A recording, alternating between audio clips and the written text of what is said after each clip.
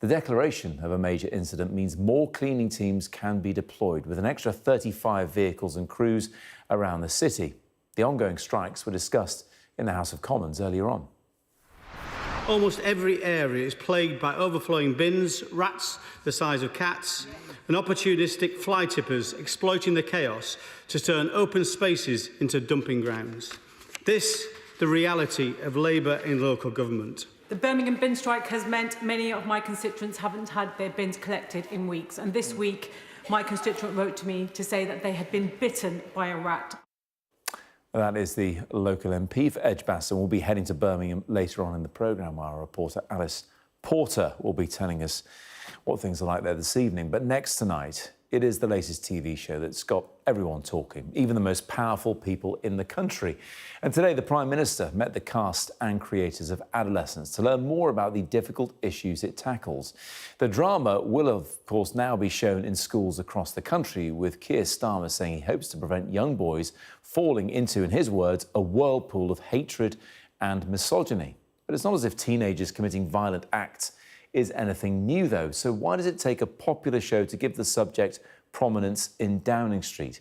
I'll be discussing that in a moment, and I'll hear from someone who was at today's meeting as well. But first, Katie Spencer has this. Is she dead then? Why would you ask her? It is this year's most talked about TV show.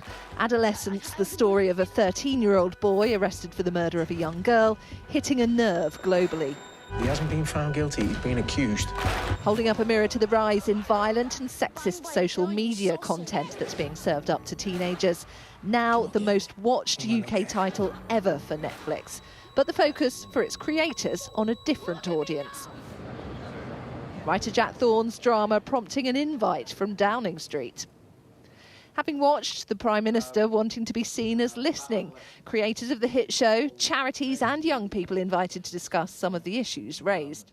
This isn't something new which parents and children are discovering for the first time. It's very real and raw because it is shining a torch on something which we all know has been there and growing for some time.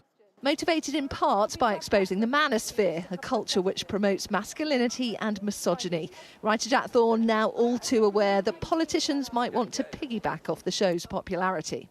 If it was about our show, you know, our fictional show, then we'd have a problem. But it's not. It's about other people expressing what, being given the opportunity to have conversations that they haven't had before and that they should have had. Not only have issues raised in Adolescence been brought up at Prime Minister's questions, the Department for Education has since issued guidance to teachers on how to spot students who might be engaging in misogynistic content. On top of that, there's an initiative to have it shown in as many secondary schools as possible for free. The ripple effect of all this has been quite remarkable. What do teenagers make of it all? Parents in panic mode. Is that a thing in your house now because of this? I mean, I wouldn't say panic, but it raises a few questions, yeah. We gathered a group of sixth formers and year 10s in West London to find out. The misogyny element of the story, do you think it is realistic? Many boys, they don't grow up with good role models, so what they see online, it's not their fault, but they can easily get, manipulated by what they see. Do you think it's beneficial to show this as a drama in schools? I think it's really important because obviously with social media, it's so normalised and I just feel like it's not really addressed in schools. We don't really talk about misogyny and just casual misogyny especially. Do you think something does need to be done though in terms of what young people are looking at? Yeah, social media is very unfiltered, especially for young boys. The things they could be seeing, they'll see and think it's right. They can be indoctrinated by the constant things that are coming up on their feed. And if they look at the comments and see people are agreeing with it, they can feel validated. Misogynistic videos and all of it shouldn't be on people's feed, but then again, it is how you see it and interpret it and use it in real life. The eye-opening drama shining a light on the challenges facing young people and parents. The hardest part now, of course, is knowing what society does next. Katie Spencer, Sky News. I'm really pleased to say that Amy O'Connor from the men's health charity Movember was at the round table today and is with me here in the studio now. Good evening to you, Amy. How was it? Yeah, thank you for having me. Welcome. Yeah, it was a really interesting conversation. I think everyone in the room can agree, we just saw it on the tape there, that Adolescence has made this conversation around online influencers and masculinity and what it means to be a man mainstream. But we have to remember, as Jack just said in his edit there, that this is a story of fictional sons and fathers, and now we have a real opportunity to listen to the real stories and the real experiences of our young men across the UK. And it was great in the room today to have some young people in the room talking about, what their experiences in school is like. We had Will, who works with Movember, talking about his experience, watching a lot of that content when he was younger online and how it impacted his mental health. Yeah. And as a men's health organisation, it was our kind of role there to share what we know about young men. And we have a new report coming out later this month that looks at the experiences of 3,000 young men. And, it's very interesting. What they clearly told us is their relationship with this content and these influencers is complicated. There is benefit that they are getting from it. They're feeling inspired and motivated. But we also know from that research that there is, this link between the impact it has on their mental health and also their physical health and their views on relationships and women. You can't move for talk about adolescence now. Since it came out just a few weeks ago, 2 or 3 weeks ago now, it's been on Instagram. And everyone's saying they've seen it, right? Yeah. And I know you have, and I have too. What did the Prime Minister say about it today, but after the cameras stopped rolling? Yeah, I think it was clear, a lot of what we heard the Prime Minister talking about was concerns as a parent and also as a leader.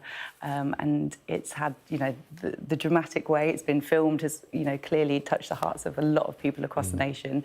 And he, talked to that kind of cultural phenomenon. But a lot of the conversation today was focused on kind of the solutions. And I think, the group around the table really wanted to talk about what are, this is a complex problem. Yeah. So what are the kind of number of solutions that we need to be doing to support what cropped up? Young men? Yeah, so we were talking about, schools have been the focus, understandably so, because we've been seeing these harms play out in schools. And, anyone who's friends with a teacher will, be talking about adolescence right now. But these problems aren't created in schools when it comes to influencers and the conversation we're having about them. They're created online. So we were talking about, Movember, how we've worked with influencers in the past to create, positive content for our young men. And, you can see this as a real opportunity. Our young men are seeking guidance. They're online. They're looking for health content. They're looking for guidance on how to, be a man. So there's an opportunity there to meet them online. And, that's what Movember's always done. We've always gone to where men are. Yes. So that was kind of one of the solutions. We also talked about the need to understand, tech regulation and algorithm and how this content is reaching our young men. Yes, because look, we know the government is in conversation with the social media outlets on various things. Immigration is one of them, which we're going to talk about a bit later in the programme. Did you come away from Downing Street today thinking it's a good thing they've seen this, it's a good thing that Jack Thorne and the team made this and things are moving in the right direction, or not?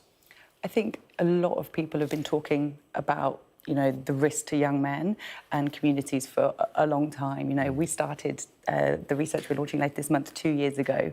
And, we've been listening to men for those 2 years. So it's accelerated the attention in that. But I think we've also been working on solutions for a long time as well. So let's look at what works. There's been a bit of a conversation around more. And actually, can we talk about what? And, there's a lot of organisations that have been working in schools, doing great work with young men, content that's working to support them. So let's think about what works for them as well. Because it affects everyone, of course. I mean, Jamie in it is obviously a young man. He's the accused. He's a victim as well. But, we shouldn't forget the actual victim in the piece is the young girl who gets killed as well. So there's a wider discussion to be had, isn't there, rather than just focusing on the reasons why some young boys feel what they feel. Yeah, there's definitely a ripple effect when it comes to men's health. We know when young men are healthy and supported, and when I'm talking about health, I'm talking about, yes, mental health, physical health, but also, how they interact with society and their understanding of relationships and healthy relationships. If we can help young men with all of those things, that is, of course, going to have a ripple effect on our young women and our families, our schools, our workplaces as those men get older. Movember, we do our work with our young men, but we're working with our kind of middle years men as well. Yes. And our older guys I know as well. who you're talking about. Yeah, don't worry. So there's, you know, these men are going to grow up, these young boys are going to grow up into men as well. So, you know, this ripple effect goes on and on. So if we can invest in the right solutions for young men now, we will see, you know, positive change. But I think we have to do that by listening to them and working with them. Otherwise, we could risk policy that alienates them further. This is about calling young men in, not calling them out. Amy, it's great to see you, and appreciate you coming in after a busy day and those middle years men that can grow modes. I know exactly what you mean. We'll see yours in November. Maybe we will, maybe we will. Thank you very much indeed. Thank you. Well, as we've been saying, the drama has certainly opened up a national, well, even a global conversation actually about young boys and misogyny. But why has it taken a Netflix show to get such an important issue onto the Prime Minister's desk in Downing Street? Let's speak now to Richard Brooks, who's a private eye investigative journalist and was one of the first people to write about the Post Office Horizon IT scandal, weren't you, Richard? But is it fair to say, Richard, that it took the ITV drama last year to really bring it to people's attention? Because there have been years of your reporting and others prior to that.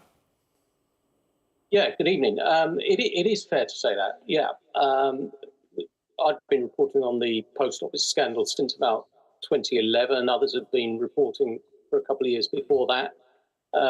There were legal victories for Alan Bates and other campaigners in around about 2018, 2019. But it wasn't for another 5 years that the issue really took off and really entered the public consciousness. And frankly, before the government decided to do something meaningful. So yeah, it did take the ITV drama and Mr. Bates v. Post Office, which was a fantastic piece of work. It was brilliant to see, and it really kind of galvanised the issue, just as adolescence appears to be doing with this more sort of cultural issue as opposed to a specific injustice. But the question about adolescence, as I said at the start there, is that teenagers doing this is not anything new. I know it's not just knife crime, it's social media, it's their view of masculinity and it's a lot of things, right? But none of it's particularly brand new. So I guess the question is why we need adolescence and other shows to remind us of the importance of these issues that we've known about all along. Yeah, I think it's a very good question. You heard Keir Starmer in your clip earlier saying that this isn't new. It's been around for a while. He said that. And these kind of shows do illuminate issues very well, but they also cast quite an unflattering light on government and our other institutions like the legal system. They pose the questions, why aren't we dealing with these matters earlier? Why does it take us so long to get to grips with them? Why do we need them dramatised, even fictionalised? And I think, those are the sort of questions that we should be looking at. Why isn't the government picking up on scandals when they're reported factually? Why are the cold facts not interesting enough? Or rather, why aren't they persuasive enough for them to do something? Richard, let me delve into that a bit more because, it's happened with lots of other things as well. Hillsborough springs to mind, the infected blood scandal that's still ongoing. I'm sure people affected by that will be thinking maybe they should make a drama about this and things might get a move on with that. But more broadly, is government just too reactive to this stuff, too seeking a media moment and not proactive enough in dealing with these ongoing scandals? Yeah, I think it's many things. It's too short-sighted. Dealing with these issues or scandals doesn't produce quick results. They're not going to get a win that they can boast about very quickly. So it's not politically appealing. It's about doing the right thing, and there's not much of a premium on doing the right thing, really.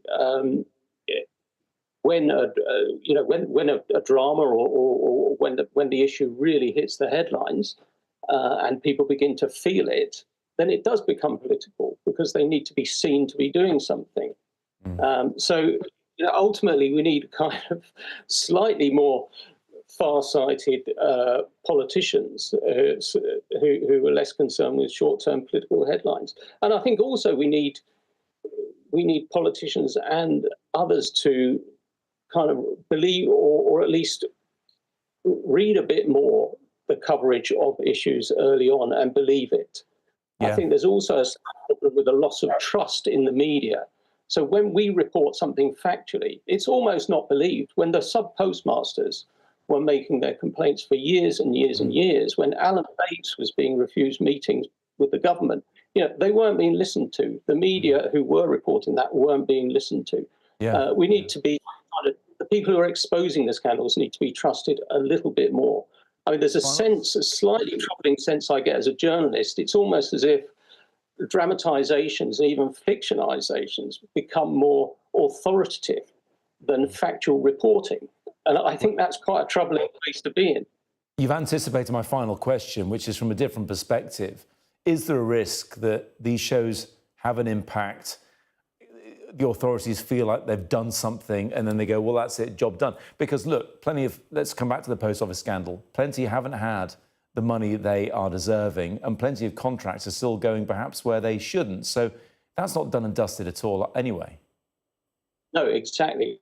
Once the immediate spotlight went off the issue in the weeks after the ITV drama, progress slowed, and progress on compensation has not been good. And there are hundreds of sub-postmasters who are not getting what they deserve. Some of them aren't even living to see their compensation. So,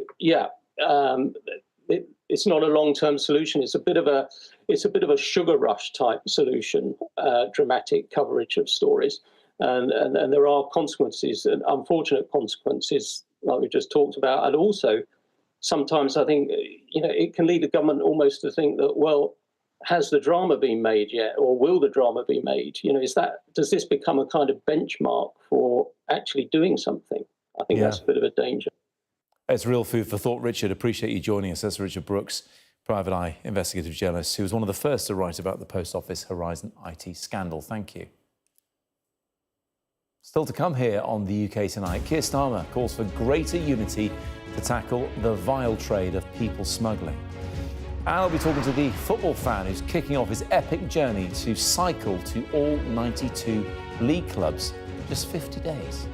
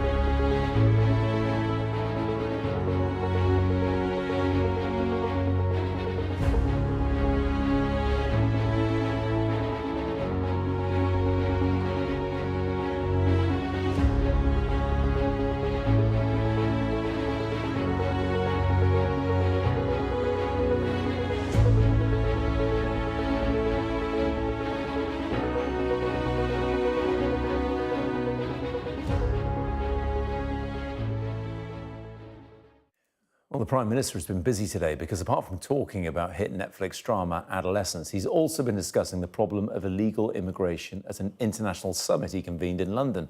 Keir Starmer says 24,000 people who have no right to be in the UK have been returned since Labour took office, and he called on nations to pool resources to tackle the issue.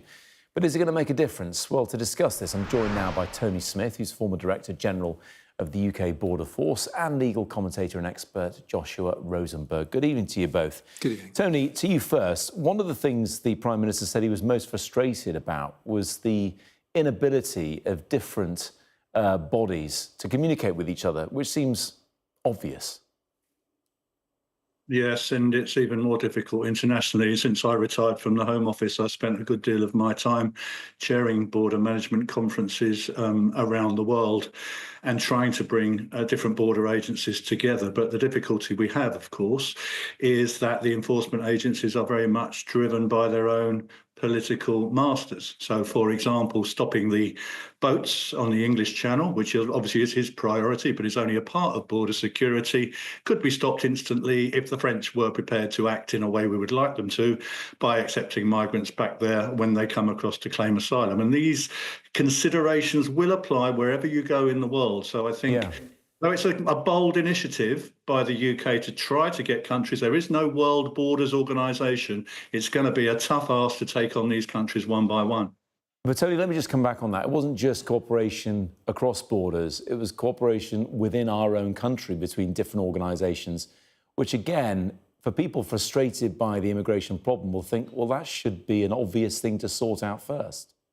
Yeah, that's called in the trade integrated border management, actually. And as you probably know, we merged immigration and customs at the UK border in 2008 when I was in the UKBA. We tried to build better relationships with the National Crime Agency and with the security services. They've now created a border security commander, who I think his main role will be to do just that, is to try and bring these agencies together. But I think people need to understand all of these agencies, including the Border Force, got a lot of other things on their plate. And so it will be command, control and governance and direction and exchanges of information that will be critical in delivering this mission. Joshua, let me come to you on the legal side of things, because, of course, as former Director of Public Prosecutions, Keir Starmer often leans on his legal expertise. And one idea he seems to have gone back to is a sort of international arm of the Crown Prosecution Service. Explain how that might work. His concern is that different countries, even countries as close as France, operate in a very different way from the United Kingdom. In the UK, we have a clear distinction between the police, who do the investigating, and the prosecution service, who prosecute in England and Wales. In France, you have what are sometimes called examining magistrates, a judge, in effect, who directs the investigation, directs the police, collects the evidence and handles things. And what Keir Starmer is saying is that if you have prosecutors in the UK talking to prosecutors working for these investigating judges, examining magistrates in France and in other countries, they're speaking the same sort of language, if not the actual language, and they can cooperate better together. Yeah. What I'm hearing from you both is there's a lot of talking that's going on here, but the difficulties seem almost insurmountable. Joshua first, is that your reading? Well, the Prime Minister certainly announced a lot of initiatives. He doesn't think they're insurmountable. He said, for example, that previously the French maritime doctrine prevented French law enforcement from responding to small boats in shallow waters. He says we're working with them to change that, to make sure we get new border patrols and specialist units on the French coast. With Germany, it wasn't technically illegal to facilitate people smuggling to a country outside the EU, but now it will be. So there are all sorts of steps which the Prime Minister announced today that he says will enable, if you put them all together, them to make some progress. Tony, from your point of view, what do you think?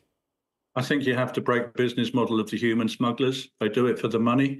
If you can break the cycle of the money, you need to get after the money. But to break the cycle, you've really got to dissuade migrants from taking this journey by offering them a deterrent. In other words, you will not get to stay in the UK if you get in one of these boats. And that means having a removals deterrent. Tony, can I come in? A deterrent or maybe a safer route to seeking refuge? Yes, many advocate that, but unfortunately disappointed applicants will still take to the boats. I don't think that will be a fix without a political agreement. Ideally, we'd have a political safe third country agreement with France.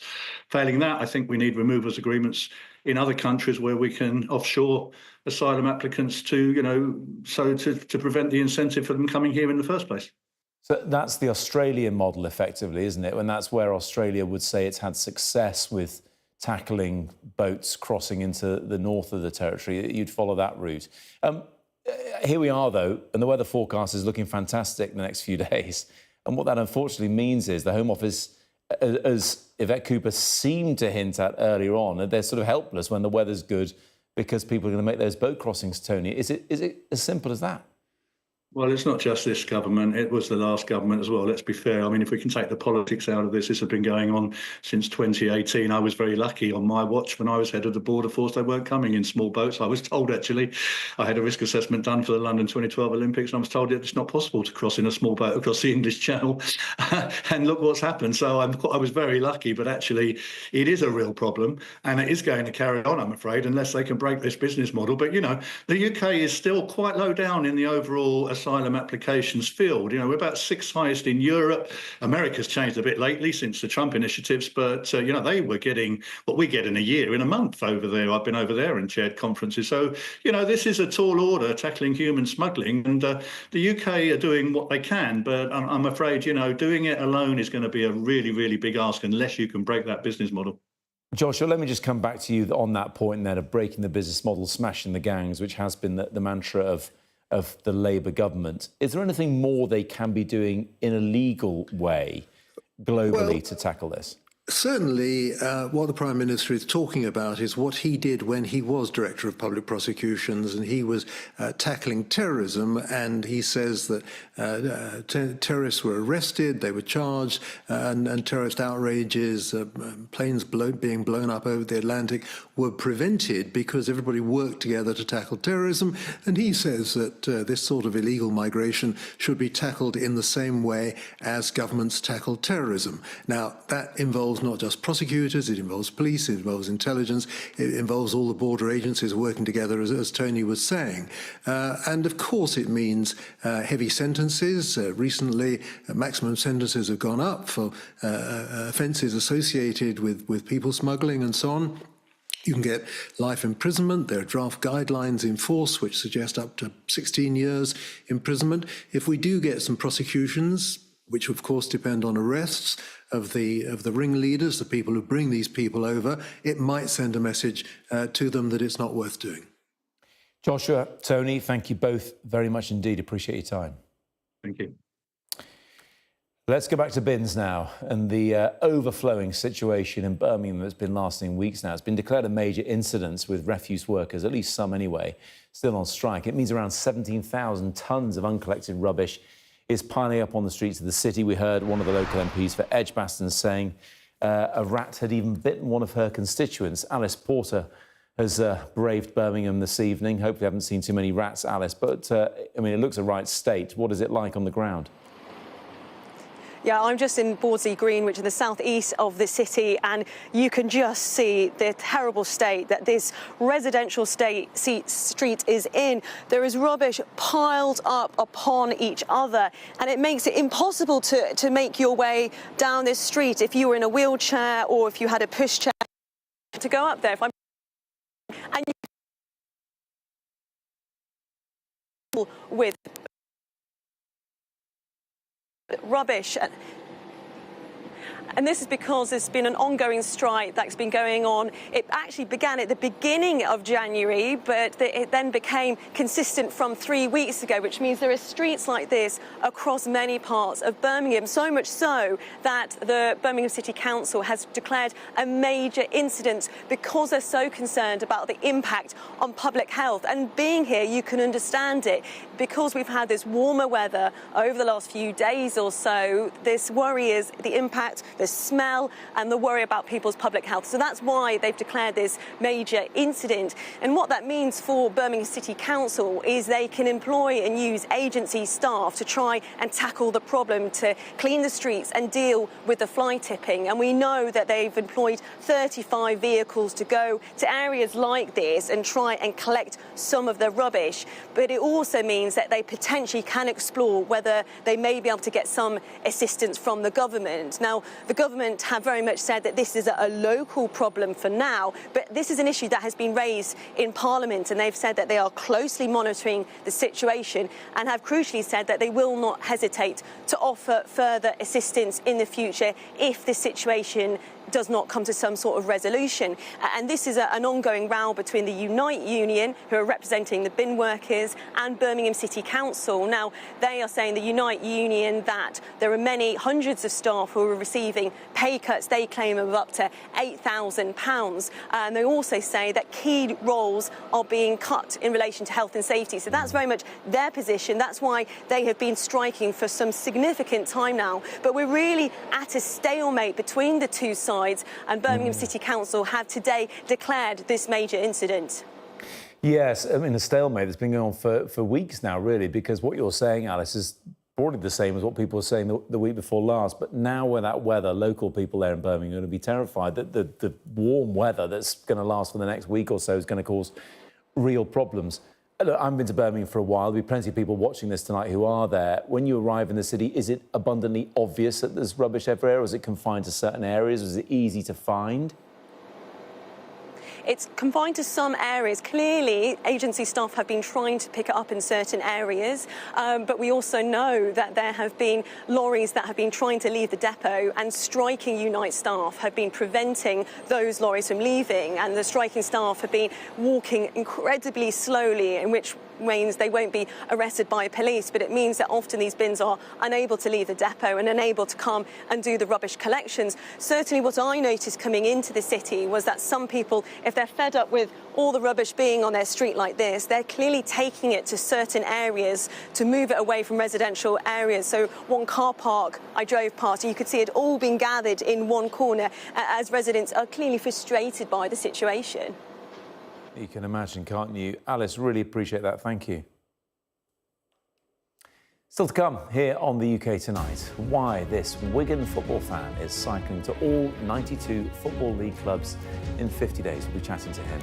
And in sport, huge news coming out of the Arsenal camp, with a little over a week to go before their Champions League quarter-final tie against Real Madrid.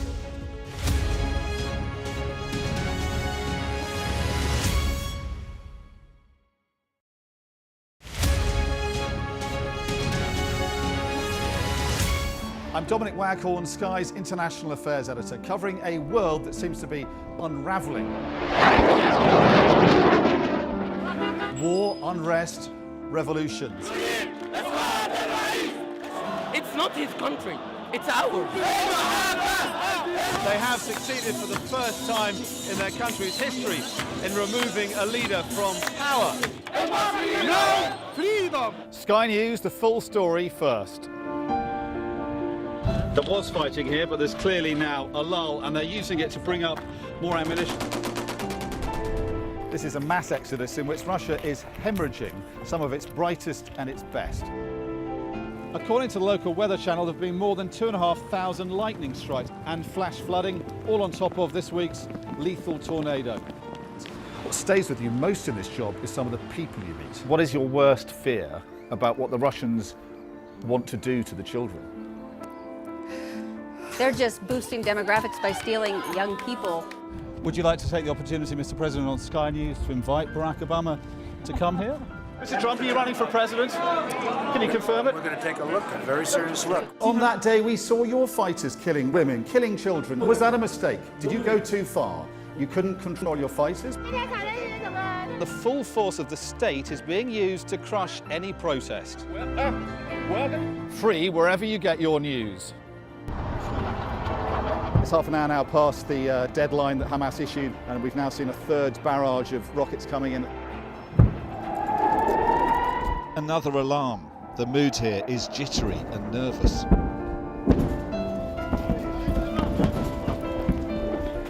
We're seeing the world get more and more divided, and it's our job to try to make sense of it all. Our app gives you the very best of Sky News wherever you are. Breaking news, videos and analysis. Evidence of the crisis. Podcasts, watching us live. Live here from Washington. Wherever you get your podcast. All in one place. And all at just the touch of a screen. The Sky News app. Get the full story first.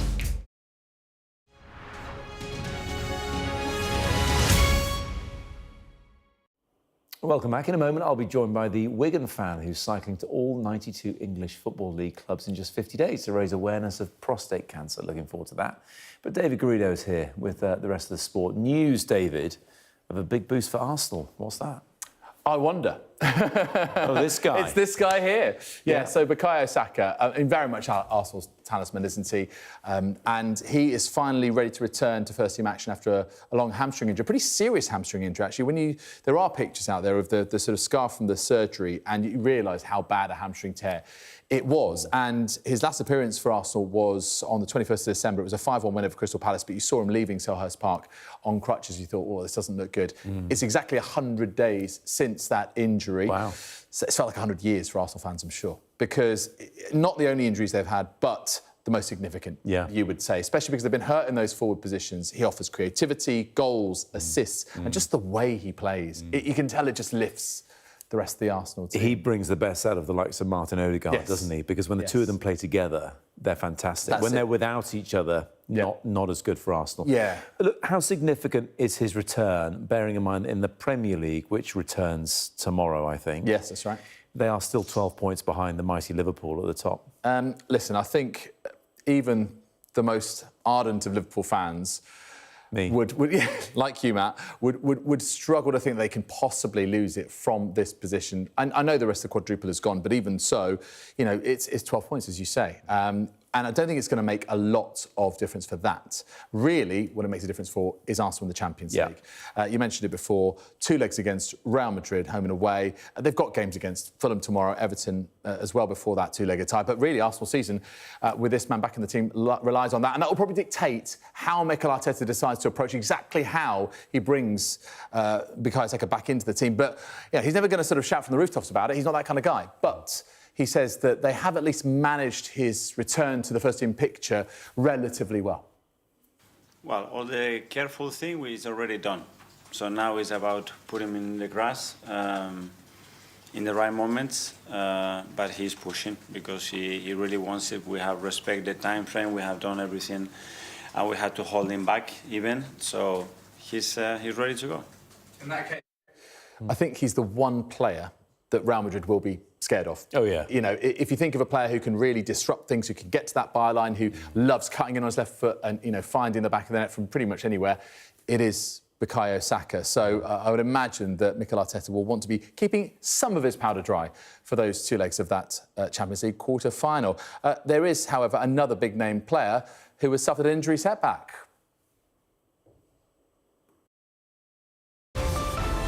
Staying connected is vital for business. Sky Business sponsors this report.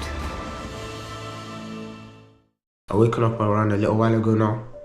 It's around 5 o'clock, so I'm about to have some suhoor, which is the last meal that we have before fasting for the whole day. I've got some electrolytes to keep me hydrated throughout the day, and then some vitamins. So I need to make sure that I eat right because we got a match later on in the day against Blackpool. It's currently like 10:50. I'm about to leave my house, make my way to my friends to get a lift in.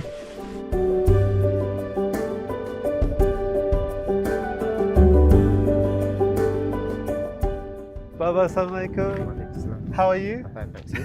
Very good, thank you. Thanks so much for having us here at Nottingham Forest today. Well, we're going to be following you in terms of how you perform at such a high level while you fast. So we can't wait to find. Sky Business sponsors this report.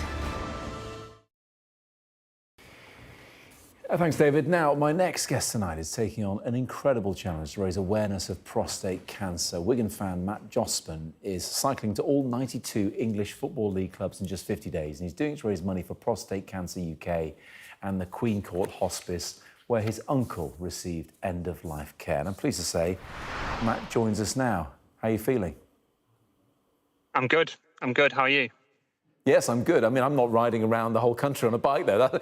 Hence the question. So give us a rough idea of where you are, Matt, now. I'm at the end of day 2, and I'm kind of just outside Blackburn, really. I was going to go a little bit further than today, but circumstances and different things kind of meant I had to cut it short, but it's not an issue at all. So, yeah, just happy to be on the road, really. It's been a long time in the planning, for sure. And sort of a couple of years of thinking about it, putting it together, saving up and working to kind of make it happen. So, yeah, just relieved and really happy to just be on the road and getting on with it. It's great. You must have been really close to your uncle to do this in his memory. Yeah, I think we all were. I mean, it's a massive family, my dad's side, so there's so many of us. But he was the head of it. He was the eldest child and my dad's only brother as well. So, yeah, he's just a wonderful man, and it's kind of the best thing I could do, really. I mean, he passed away a couple of years ago, as you know, after about 15 years of suffering on and off, and then it escalating. But at the time when he passed away, I was with my girlfriend traveling. We were doing winter seasons and actually in Japan at the time. So even for the couple of years since, we've still been away. So we've not really had that kind of chance to kind of honour him and do the things that, like, you know, you would normally do when that happens. So, yeah, it's just the perfect thing to kind of put it together and make it happen for him. Absolutely. Absolutely, Matt. Well, look, day 2, only 48 to go. The weather's looking good for the next few days, so you should be all right. Just give us a sense of the route. Where did you start? Because I think you're going to finish at Goodison, which is Everton's ground, because your uncle was a fan of Everton.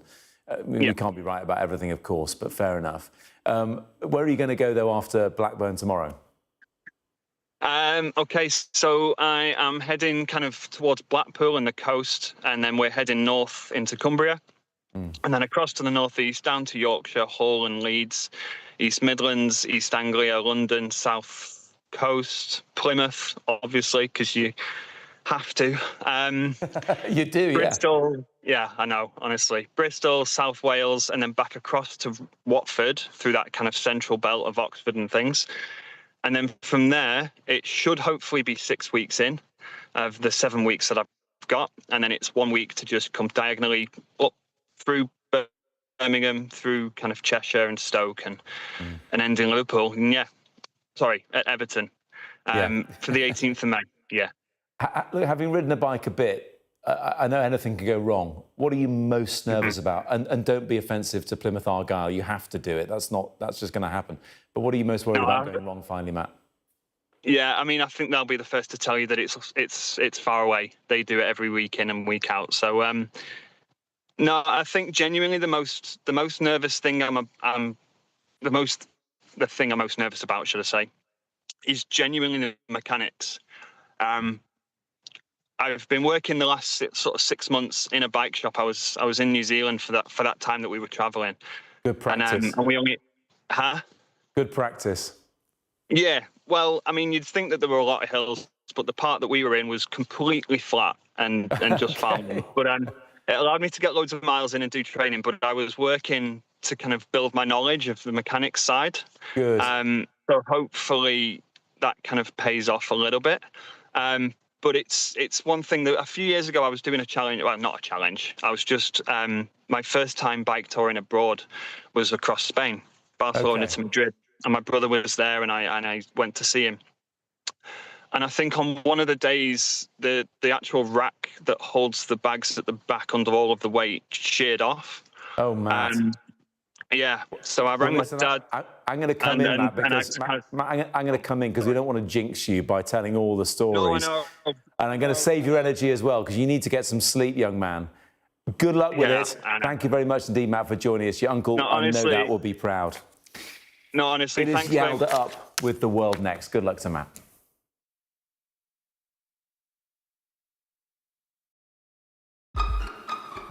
We've got your Sunday mornings covered.